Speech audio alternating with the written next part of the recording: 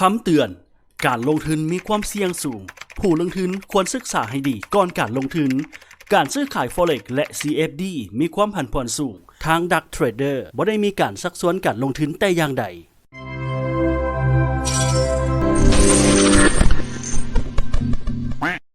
สุขสบายดีต้อนรับเข้าสู่ Dark Trader สำหรับคลิปนี้เราจะมาว่าถึงการเทรดทองเนาะซึ่งว่าการเทรดทอง Forex นี่ก็นับว่าเป็นที่นิยมของนักลงทุนหลายๆคนเป็นการเพิ่มการทำกำไรรูปแบบหนึ่งที่น่าสนใจเป็นอย่างไรแล้วซึ่งว่าบทความนี้จะพาทุกคนไปเบิ่ง5ปัจจัยที่เฮ็ดให้ราคาทองคำนี้ขึ้นหรือว่าลง1เลยก็คือ Demand Supply นั่นเองซึ่งว่า Demand Supply นี่ทองก็จะมีกลไกขึ้นลงคือกันกับสินค้าประเภทอื่นดังนั้นในเรื่องของ Demand และ Supply นี่ก็ยังเป็นอีกหนึ่งปัจจัยสำคัญก็ให้เกิดการไหลของราคานั่นเองก็คือการไหลของราคาทองคำนั่นเอง2ก็คือค่าเงินดอลลาร์เมื่อนักลงทุนได้ทำการลงทุนในหลักทรัพย์ประเภทใดหนึ่งนักลงทุนนี้ย่อมหวังที่จะได้รับผลตอบแทนกลับมาดังนั้นการลงทุนในทองก็คือการลงทุนประเภทหนึ่งที่นักลงทุนนี้คาดหวังว่าในอนาคตนี้ทองจะมีราคาสูงขึ้นและเมื่อสูงขึ้นนั้นนักลงทุนก็สามารถขายและได้กำไรในที่สุดนั่นเอง3ก็คือราคาน้ำมันในตลาดโลก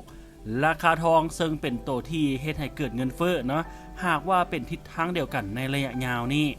ราคาน้ำมันในตลาดโลกจะมีการปรับราคาไปในทิศทางเดียวกันของทองคำนั่นเองดังนั้นหากราคาน้ำมันในตลาดโลกนี้ปรับโตขึ้นเงินเฟ้อก็จะปรับโตขึ้น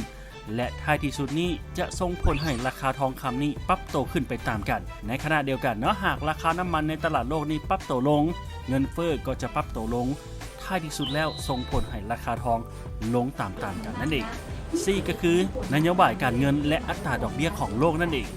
ซึ่งว่าการเพิ่มอัตราดอกเบี้ยอาจส่งผลให้ราคาทองนี่ลดลงเนื่องจากการลดอัตราดอกเบี้ยมักจะเฮ็ดให้ค่าการถือเงินในรูปแบบที่บ่ให้ผลตอบแทนมีค่าน้อยลงซึ่งส่งผลต่อการเลือกลงทุนในทองคำเป็นที่นิยมหลายขึ้นเนาะเนื่องจากว่า